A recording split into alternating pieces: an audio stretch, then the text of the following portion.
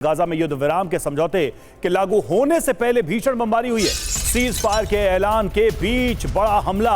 Gaza युद्ध से जुड़ी अभी की बड़ी खबर रही है। गाजा में आईडीएफ की रात भर बमबारी हुई। हमास के ठिकानों पर बारूदी बौछार की गई। गाजा में हमास के 72 लड़ाके मारे गए। आईडीएफ ने चुन चुनकर गाइडेड बम दागे।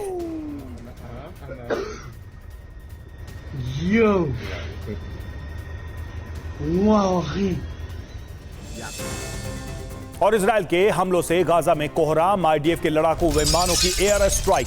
हमास के ठिकानों पर एयर स्ट्राइक। गाजा में हमास का वेपन डिपो तबाह।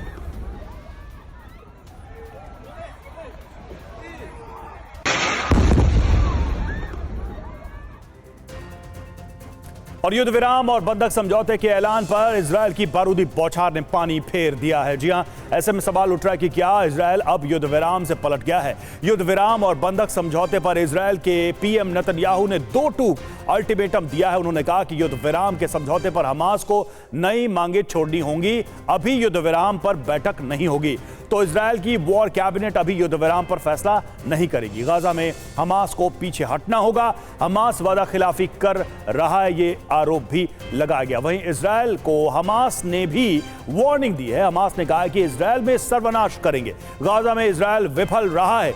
युद्ध विराम हमास की जीत है, बंधक समझौता इजराइल की हार है। अब युद्ध विराम की शर्तें भी जान लीजिए कि क्या क्या शर्तें हैं। आईडीएफ ने नेटजारिम गलियारे से 700 मीटर दूर हटेगा और 1 हफ्ते में राफा सीमा क्रॉसिंग खोलेगा।